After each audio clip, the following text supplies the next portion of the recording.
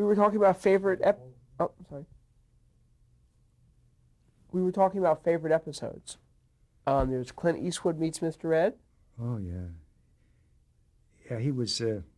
He showed what a horseman he is in that show. That of course he had done. He had worked for Arthur Lubin at Universal, so Arthur got him on the show as a guest star, and he was one of our big ones. And of course, it's great to have him on now because he's so big now that we're very proud of that. Also, Kathleen Freeman was on that show playing his cook. Kathleen Freeman is now the star of The Full Monty on Broadway. So she did nothing but television. There was also Blackstone the Magician and Ed the Shish Kebab. Yes, well, Lou Derman was a member of the Magic Castle, plying his hobby, and he would get all these people on the show. They would love to come on, and we would love to have them too, because it was Blackstone was marvelous. It was great having him. He's so famous. And Ed the Shish Kebab was that was where he had swords put. It was in a tank and had swords pushed through the box, I think. That's correct. And I think there was some fire used. Ed didn't like that very much, but he put up with it. There was also Mae West meets Mr. Ed. Yeah, she was wonderful. She made a few suggestions of the lines and changed them to suit herself. But she was so tiny, and she came on, and she was quite, well up there, and she was wearing a dress that, with it was all stiff and everything, and she would turn, and the dress would stay the same way. She was so tight, she would turn inside that dress, and she was so cute, because she saw the red light of the camera. I think it was a red light. She thought she was talking to Ed when she was talking to the camera, so we had to change around. But she enjoyed herself very much, and she had said, Arthur got her on the show too. She'd said to him, he'd said, Ed, would you do a guest spot? And she said, I want to work with the handsomest leading man in television, your horse. So I always said she wanted to work with a handsome leading man. I didn't say it was Ed. But she was very sweet. Leo DeRocha got to meets Mr. Ed. Yeah, he taught the Dodgers how to play baseball. We had all the Dodgers, the whole team on there. And the Ebbets Field, listen to me, Dodger Stadium had just been opened. And Buddy Bavasi, the manager of the team, he was kind of, I don't know, sixes and sevens about having the horse on the pitch. Well, he changed when he saw Ed gallop around the bases, because when horses gallop on grass, their hoofs tear it up. And he's galloping around his turf being thrown up. Buddy Bavasi came screaming out of his office, "Stop that! Put it back!" So he didn't like us being there. We didn't steal long. But the rest of the Dodgers enjoyed us. You also got to play your own father in an episode called Wilbur's Father. Oh, You yes. played Angus. Yes, and with my old accent, yes. We had a great makeup man, Jack Pierce. Jack had invented the Frankenstein makeup for Boris Karloff. And he had done a picture for Arthur Lubin, and Jack was retired. And Arthur Lubin asked him if he'd do the makeup for our show. And he agreed to. He was wonderful. He'd fall asleep in the afternoon, and we wouldn't want to wake him up, so we'd go up to the makeup table and touch ourselves up and come back, and because he was such a dear man. He made me up, and Jack would start from scratch. He wouldn't use any plastic stuff. He'd just build you up from scratch, which meant I had to get into the makeup chair at 5 a.m, and he made me up. He also did something that my hair was rather blondish. In fact, I was kind of the same tone as Ed. So when I walked past Ed, my head would disappear for the camera. So they said, we've got to darken your hair. So Jack would get some pencils, makeup pencils, take the lead out, melt it down, get a toothbrush, the way he used to do years ago, and put it through my hair, which was, it became black, really black. I'd get home at night and fall asleep on the pillow, and the pillow would be black in the morning. So after a year of this, I didn't complain. My wife complained. these pillowcases were getting ruined. So Jack decided we'd get to have Connie's makeup girl dye my hair. So they dyed my hair sort of a reddish dark. So everybody thought I was a dark-haired man until I quit the show, and I could let my hair grow natural. But I would do anything for Ed. Ed was also a James Bond type of spy in several episodes. Do you remember Ed the Counter Spy? I didn't like those shows. I remember going to Alice, because the counter spy thing had just become big in television. You had I Spy with Robert Culp, and I think that was them. They were on then, and I didn't like Ed be doing those.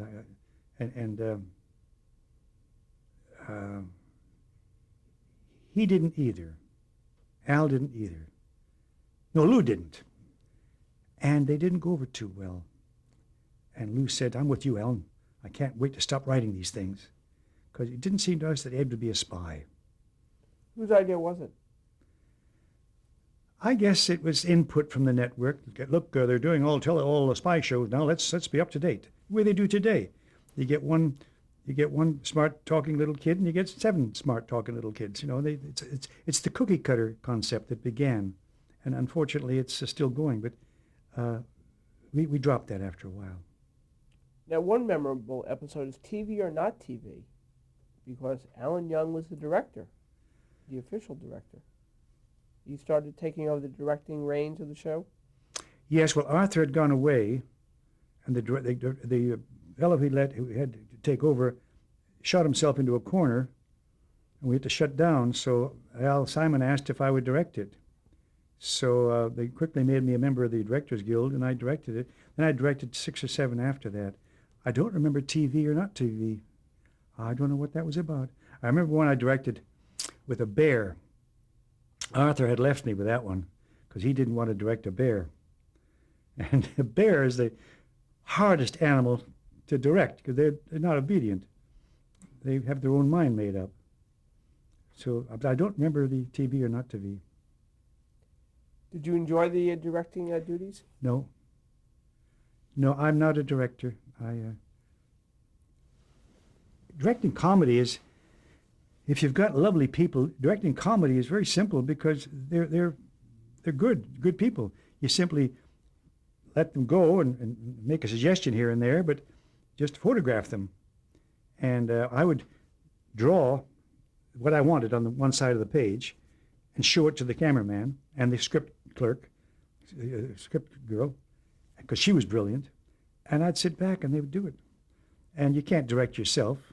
You do your best, but I found it wasn't, I'm not knocking directing, because directing is a big challenge. I couldn't direct a drama for anything. So I didn't want to direct anymore. Was this about the same time as the show was coming to an end? Getting pretty close to it. And again, the networks, you know, they make changes. And I'll never forget, I was going to direct this one. And we were sitting around the table reading, and Al Simon came in and sat down very quietly. And he said, "Alan, I don't think you need to worry much about this one." I said, "Why not?" He said, "Because we're dropped." Well, it was like a bombshell because we had a rating that was so high. But unfortunately, the spin-off for Mr. Ed was Beverly Hillbillies. That was a spin-off of Ed. Then from Beverly Hillbillies was a spin-off of Petticoat Junction. Petticoat Junction was a spin-off of Green Acres. And Jim Aubrey was out of CBS, so a new man took over, and the new broom always sweeps clean, and he wanted to get rid of the bucolic image of CBS. He didn't want the bucolic image. They didn't dare drop Hillbillies because it was #1, but we were all sacked. Going off the air with a very big rating. But I'd kind of had enough anyway. I'd worked since I was 13 years old, and I wanted to go to Broadway. So I was sorry because you don't like to be dropped mid-season. We went on mid-season. We'd like to have had a final show, but I know Ed would have liked it, but that was it. Do you have a favorite episode? Must be asked that. I think my favorite was the first one, where we met. Oh, they were all favorites. When Ed released all the animals from the zoo, and when he wanted to find his father, and when he met his mother, they were all, he made them all splendid. The show is still popular in reruns around the world. Do you have a simple explanation why? Because they love animals. I mean, people, Germany was very big. Well, Germans love horses. Japan, all the countries. I get mail now, still all over the place, and it's only playing in some places in America, TV Land, I think it's called, and it's playing in Europe quite a bit. Holland, I get a lot of mail from Holland lately. Australia. So it's, I guess now that I'm wondering if with the writer's strike pending, will they have to bring all the old shows back that are, so maybe Ed will ride back into town. We're now talking about a movie about Ed, so we'll see what happens there. It's been talked about for years, but finally the rights have been obtained by the people who can do it, so we'll see what happens. I want to go backwards for a moment. We're having such a good time, we missed something. While you were in TV during the 50s, it was also the time of the blacklist. Are there any memories, or were you affected by any way, or your coworkers? Anything you would like to share in that period in history? No, I don't think we had any. I remember coming on stage once to rehearse, and we didn't have a couple of members of the staff because they were out picketing. That's all I can remember about the blacklist. We didn't have a writer named or anything like that on my show. I did have, I had the FBI come in once because our director had been with the Secret Service during the war. And they came in and questioned me, and I thought, what am I being questioned by the FBI? We don't have any communists here. And they said, no, we always question you never leave the Secret Service. OSS, I think it was called. I wasn't in America then, so I don't know. But we said we always check on them. So every year I'd get checked on for my director. But that's all I remember about the blacklist. When Mr. Ed ended, you went to Broadway. Yeah. It didn't seem like you had a long run. You phrase it so nicely. Talk about what was the name of the show? I did a play called The Girl in the Freudian Slip. And how long did it last on Broadway? If you sneezed, you missed it. It opened up. We broke it in traveling through the country, which is a great thing to do because you're learning lines, and you're performing while you're learning lines that were going to be changed. And that night you do a show while you're memorizing a whole new scene. And it was great fun. And the audience was marvelous. We got to Palm Beach, and we loved it. They put up all the money for our Broadway venture, the Palm Beach people. Unfortunately, there was a paper strike, and we couldn't come into New York until about June, which annoyed some of the reviewers. But we went in and we do previews, and our previews, they were howling because it was a funny play, kind of corny, I guess, but funny. But this was the era of O Calcutta and message plays, and we didn't have any message at all, and we were panned. So we ran about a week after that, week or two.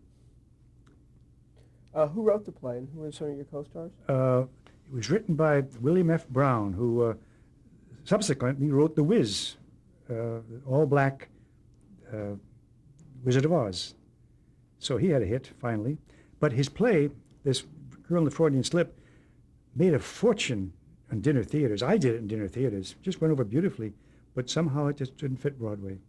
Who were the co-stars? There was some... Well, Russell Knight was a saloon singer in New York, and my leading lady. That's funny, I can't remember her name. So after your long Broadway career, you were involved with the Christian Science Church. How did that come about? It was a drug era, big drug. No, it isn't a drug era now, but it was affecting my family, my son. Was around it all the time, And I thought, I've been in America, and I'm very grateful for being here. I got to sew something back. And I wanted to quit the business after all this time. And I was young enough. I read an article in Reader's Digest, retire when you're young. Then when you're old, go back to work. So I thought, that's a good idea. So I went to work for the Christian Science Church in Boston and set up a film and broadcasting department for them. And I worked there for 3 years. And then when I came back to Hollywood, a young man that I'd hired back in Boston to work for me was now an executive at Disney Studios, young executive. And he called me up and said, you used to write for radio, didn't you? And I said, yes. He said, could you write an album for me called Mickey's Christmas Carol? And I said, sure. He said, could you get people to do the voices? So I got my old friend Alan Dinehart, who was directing Flintstones then, and got some people together, and I did Mickey Mouse and Goofy and Scrooge McDuck. So we made this little album, and it sold very well. So the next thing they wanted to do is do a movie of it. So that got me back in the business. I've done Scrooge McDuck ever since. Your voiceover career is amazing. It's especially with Disney. You had a very long relationship with Disney. Yeah, I had a very good relationship with Hanna-Barbera too, and the Smurfs. And this shows young people, I think, that you meet the same people going down as you meet going up, and anybody you've helped can help you. I had done a favor for this fella. I didn't realize it. And somebody called me up to come in and do a Smurf. And I went there and I started doing them. Gordon Hunt was the director. And one day I said, Gordon, I'm doing these two voices. Anybody could do them. The Farmer Smurf is a New Englander, and he told you that anybody can do New Englander. He said, yeah, but you did me a favor years ago. And he told me. So... What was the favor? Do you remember? Well, he was directing a play. Didn't start it, but I was one of the starters of the Ebony Showcase Theater with Nick Stewart, who passed on just about a month ago. And Nick wrote a show called Carnival Isle, and he used to call me for, could you punch it up, Alan? Got jokes, because I knew jokes. So I went to see it, and his young director was Gordon Hunt.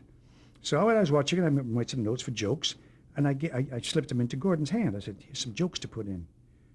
Well, that's what you do. You don't stand up and say, I got some jokes for you. You give it to the director to let him get the credit. That's what you do. But he was so surprised at me doing that he never forgot it.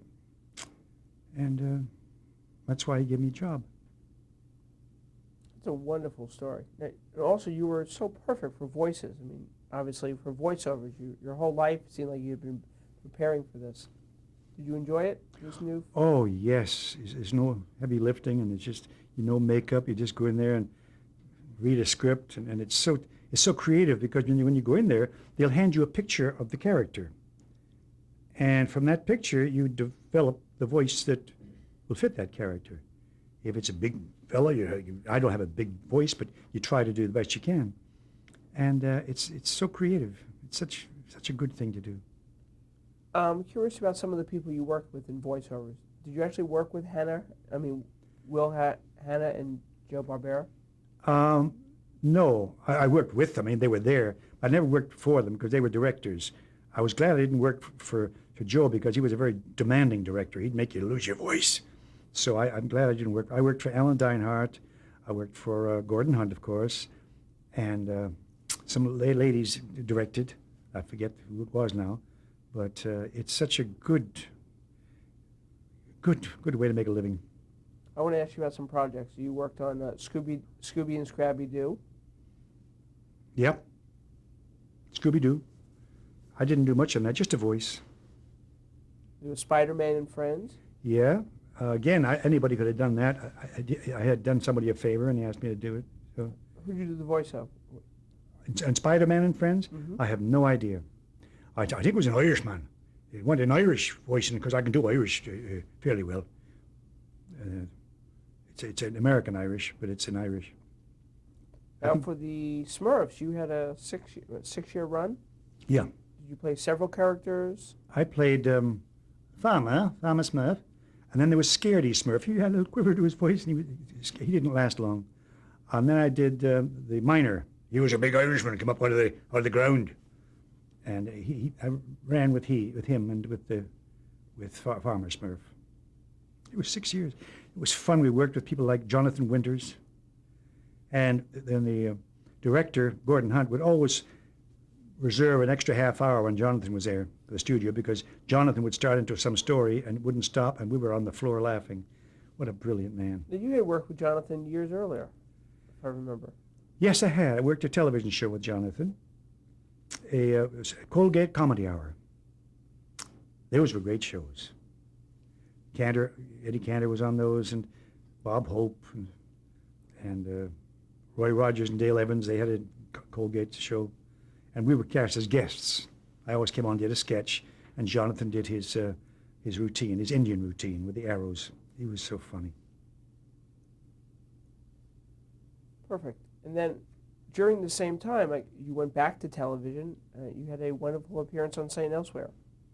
Yes, well, that was because the one who was supposed to do it couldn't do it. He invented the artificial heart. Paul Winchell.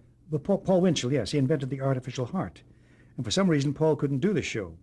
So they knew that I'd worked with Paul on Smurfs, and they asked if I'd do the show. And it was a pleasure. What was your part on the show? I was playing Paul Winchell, really. I was playing the man who invented the artificial heart. So I had a wooden heart, which was the first transplant heart that Paul Winchell invented.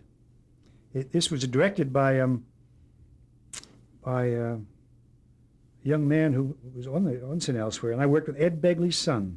That's what I remember about that show. It was such a thrill to work with his son.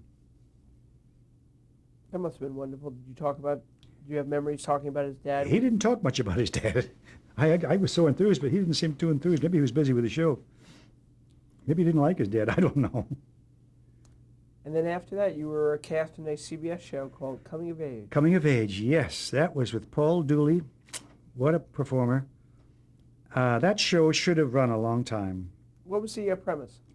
The premise was a corny old man, elder man, which was me, and his wife, who have moved to a Sun world, Sun City world, and a pilot who's been forced to retire, and he didn't want to retire, Paul Dooley, who hated to be there in this place with all these old whiteheads. And it was a case of two couples. One loved it there, me just loved everything, and he couldn't stand it. And it was a funny premise, because it could have been like Jackie Gleason and Art Carney, because they're two different people, one very enthused and one a crank, a curmudgeon. But all of a sudden, they wanted to bring in smart ass talking kids, joke everything up, and they hadn't built careers. And here was Paul, who was probably one of the best sketch men I've ever worked with.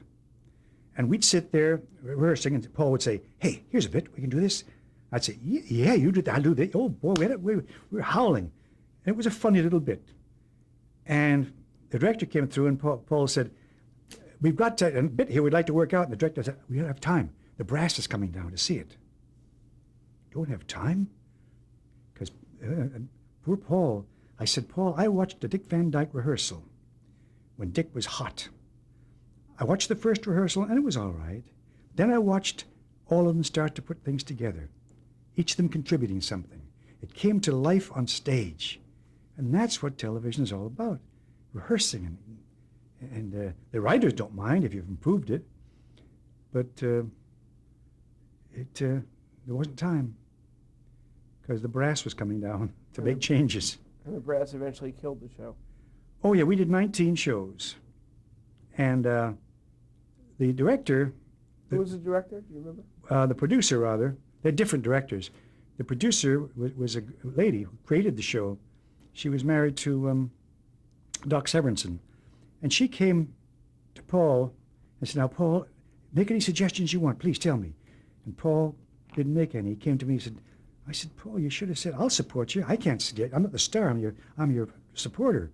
But make suggestions and I'll support you." He had just been married, just had a baby, rather, and he didn't want to rock the boat. He's such a gentle person. And I went through the same thing with a couple of shows I had. I didn't want to rock the boat and be a nasty guy. And sometimes you've got to be nasty in this business, but he couldn't be and I couldn't be. But anyway, he's a lovely man still. Now, shortly after that, you did General Hospital. Yes. I went there for, what's funny, a casting director called me up who I'd known for years and said, "Can you do a Spanish accent?" I said, "No, but I'm not working. I'll do anything." So I went down there and did a Spanish accent, and the lady, the producer, just looked at me like, "Oh my gosh, this is awful." And I knew it was awful. I said, "I'm sorry, but the casting director asked me to come, so I'm doing this." She said, "No, but you can do another part. It's about 3 shows." So I did 6 months. What was the character? He was a comic villain, kind of an Alan Young type. And Jack Riley, I think, was the main man. But it was 6 lovely months. But soap operas are very different. You sit in a little cell by yourself downstairs till they call out a number. Each scene has a number. They'll say, "Number 432, oh, that's me." I go upstairs and I rehearse. You go back down to your little cubicle and you sit there and read the Reader's Digest or play with your computer or something. Now that it's called, you're called up again and you do the show. So it's a boring time. The work schedule was a lot different than you had been accustomed to. Yes, I was accustomed to doing it. But it gave you time to, pardon me, read and be grateful for the work. So a gratitude overcomes a lot of discomfort. That seems to be a pattern with your career, the gratitude, times of waiting for the next job, and just you'll do an accent because you want the project. There seems to be those kind of periods in your career. You mean I was out of work a lot? Yeah, but But you always bounce back. I mean, that's the point. I mean, it was always, you were able to always get the next project. yeah, well, I think this whole business is resiliency. You've got to be resilient because you've got to bounce back. It's like I read somewhere that somebody should be like the grass. When it's stepped on, it comes back when you leave. So this is what life's all about. And I think for young people, it can have your heart broken in this business if you just take it seriously. I don't take anything seriously. I like to say I take something sincerely. It's quite a difference. So that's enough of that. Your next project was Earth Angel, television movie. Do you remember that? I worked with one of the finest actresses I've ever worked with. Who would that be? Because it was such a fast thing. Well, we'll check on that. We're going to end this reel here.